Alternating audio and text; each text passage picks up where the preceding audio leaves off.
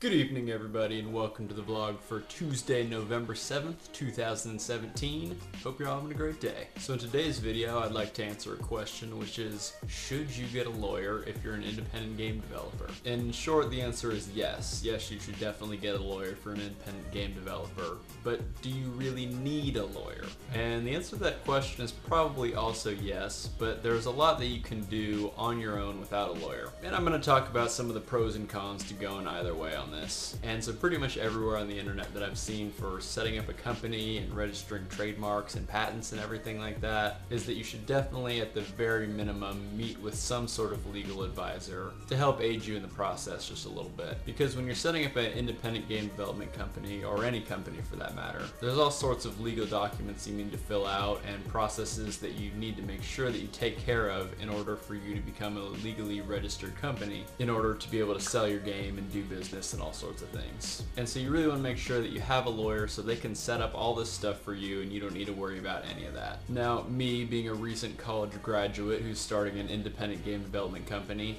I don't have a whole lot of money to spend on legal expenses and everything like that. So I'm really doing as much as I can on my own. And that definitely does come at a cost of its own. And the cost of that is my own time and potentially more money if I set something up incorrectly. Thus far, I've set up two major things. The first is to create a legally standing company, and the second is to apply for a trademark for that company's name. Now, these two things to do are actually pretty simple to set up. I think anyone with the time and willingness to learn can set it up if they wanted to. But that's the thing, I spent a lot of time researching what every little thing means, so I really know exactly the ins and outs of what I'm signing up for and what that means for me in the short term and the long term. And the advantage of this is I don't have to pay any legal expenses on top of the application fees. But the disadvantage is I'm not an expert in these fields at all, which meant that I had to spend a lot of time researching these topics, meaning that's less time for me working on my actual game. And I just have to say, the age of the internet is such an amazing thing. There's so much free information out there available to you, it's amazing. I mean, the US Patent and Trademark Office website has literally every single tiny detail of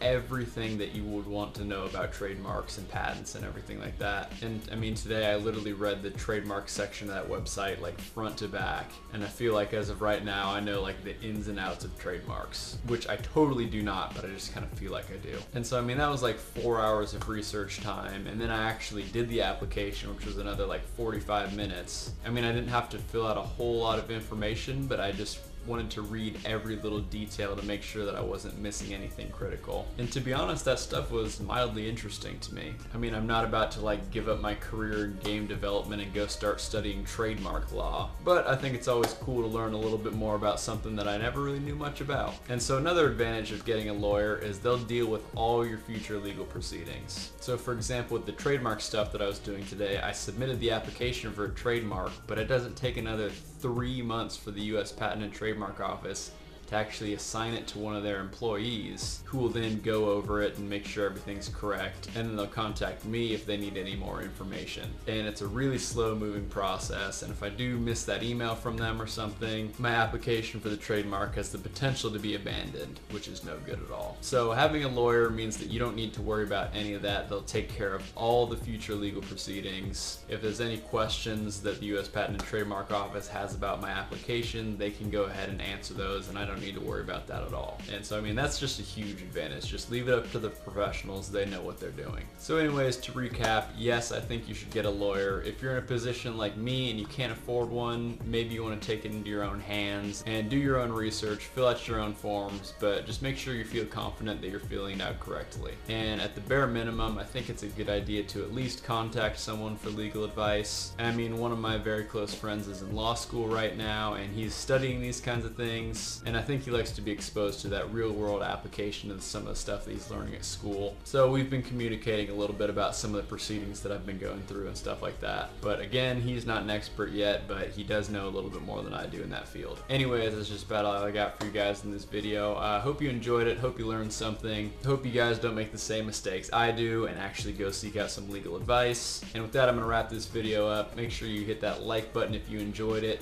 Feel free to leave me a comment down in the comment section below, and be sure to subscribe to the channel if you haven't done so already. And I hope you all have a fantastic rest of your day.